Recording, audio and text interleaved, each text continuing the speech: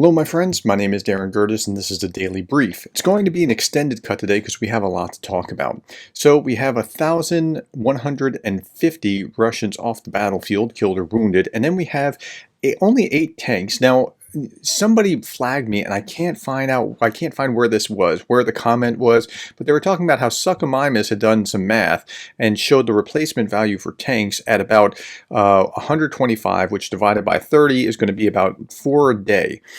I read another article somewhere where it said it was 3 a day. I've been saying 3 a day. We're going to be conservative and just go with the Suchomimus count and say 4 a day is going to be replacement value, 3 to 4, somewhere in that neighborhood. So that means you're down 1. And by the way, if somebody can find that Suchomimus video, which one it was, I don't remember which one it was, please put that in the comments below. I would greatly appreciate it. In other news, we're still seeing a lot of vehicles being torn up and armored combat vehicles because it's still going on the front line in a significant way. For frontline Ukrainian troops, American dithering is devastating to morale. We're going to read like 5 different pieces from this particular article. It hurts, says a medic who evacuated gravely injured soldiers from the battlefield. It's insulting, I would say.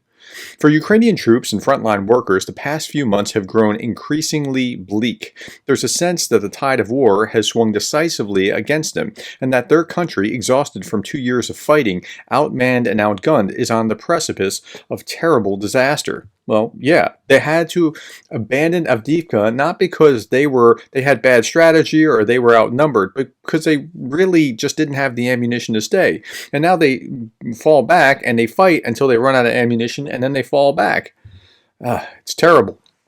Okay, the situation for Ukrainian army is bad, said Ashlan, a Chechen soldier fighting for the Ukrainian military. But to be honest, it's also very bad on the Russian side. They throw themselves at our positions like meat, and we don't have enough ammunition, shells, or men to stop them. So we're forced to gradually withdraw. Just think about that situation. You don't have enough ammunition. You could continue fighting if you just had the resources. Russian President Vladimir Putin has an extremely high threshold for battlefield casualties, with analysts estimating that the Russian forces lost more troops fighting for the small town of Avdiivka, remember, 8 to 9 kilometers is about the ground they took with Avdiivka, than they did in a decade of warfare in Afghanistan during the 1980s. Like, wrap your mind around that. That's significant. The situation is much better than when we fought the Russians in Chechnya, said Walid, the commander of the Chechen Sheikh Mansour battalion, in a safe house in eastern Ukraine. They use exactly the same techniques and strategies. The only difference is that today in Ukraine we are better trained and organized, but most importantly we still have the support of the West for now. Now, that's for now. Among soldiers and civilians alike, the sense of betrayal is palpable. They heard that the United States promised to support the war for as long as it takes, only for aid to run out when Ukraine is arguably at its most vulnerable. And it's unfortunate that the situation in the U.S. Congress is doing what it's doing, is playing out on the battlefield as it is right now.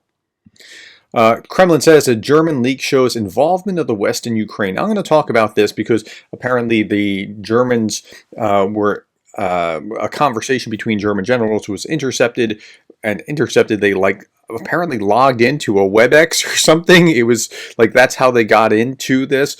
I'm not going to talk about this now. I'm going to talk with someone, a professor who's German, who can give us some insight into why not provide the Taurus missiles, what was going on here, and then we'll see some more of that a little bit later. For now, an explosion closes a railway bridge in Russia's Samara region. Explosion early on March 4th damaged a railway bridge in Russia's south-central Samara region. An improvised explosive device was what it was. It wasn't a drone strike or a missile or anything along those lines. No one was reported injured in the blast, but they don't generally report anyone injured. Everybody's fine. No one was hurt. Pravda says this: metal structures, fencing, and concrete support were damaged. The tracks were not affected. Yet, the Ukrainian intelligence unit said, given the nature of the damage to the railway bridge, it will be impossible to use it for a long time, representatives of the Ukrainian military intelligence said. Okay, so yeah, you can believe who you want to believe on that one. Where is this? This is the Samara region, and so there's probably like a rail line into Kazakhstan or into something away from Russia.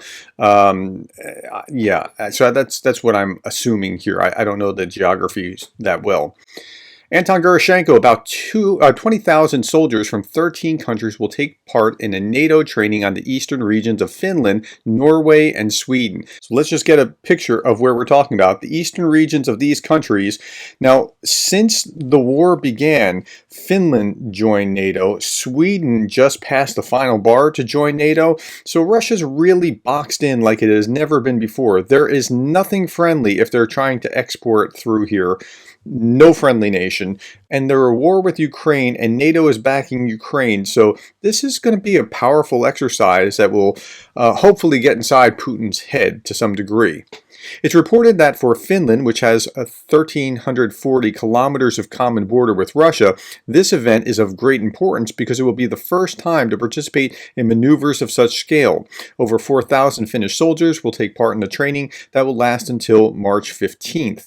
It's the largest participation of a new country in foreign training in NATO's history. The maneuvers will also take place in the northern regions of Norway and Sweden. They involve Belgium, Canada, Denmark, Finland, France, Germany, Italy, the Netherlands, Norway, Spain, Sweden, the United Kingdom, and the United States. More than 50 ships, including frigates and submarines, as well as more than 100 aircraft, are expected to be sent to the exercise, and the contingent that will be involved in the maneuvers reaches a strength of 20,000 servicemen. A number of Russian officials reacted to the event. In particular, Russian Foreign Ministry spokeswoman Maria Zakharova said that the maneuvers are nothing more than militaristic actions and will not go unanswered by Russia. You're kidding, right? I mean, this is nothing more than militaristic action, but you can, bomb people into oblivion, kill women and children, and that's okay. Okay. So I saw this yesterday and I thought, well, that's interesting. What's going on here? And if you know what's going on here with this bit about ISIS, I would like to know that as well. The uprising in the south of Russia, still going on, is being rebranded as an ISIS attack by the FSB. This is the way that they're trying to discredit the fighters as ISIS and not people who are against the central government of Russia.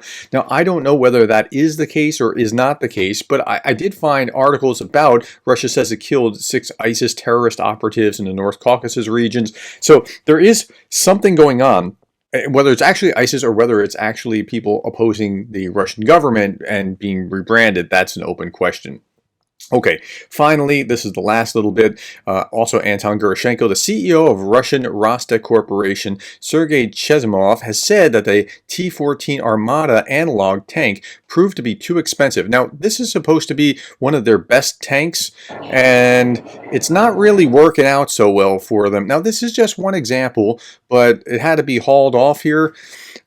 So I was wondering, like, when I read another article about this, why aren't they using the Armata if it's like your best tank and it's, top of the line? Like, use the thing so that you can win the battle, but apparently they're not going to. It's proved to be too expensive for the Russian war against Ukraine. It will not appear at the front.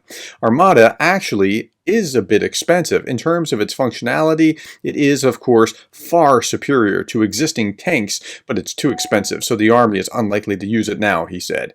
Well, there might be other reasons for that, and you can't go just by this video, as funny as this video is, because it's just a small sample set of one. But it might also be a metaphor of some sort. So, okay, that's all that I have. Thank you for your time. Thank you for the likes, the shares, and the subscribes. And thank you for being the kind of person that cares about Ukraine.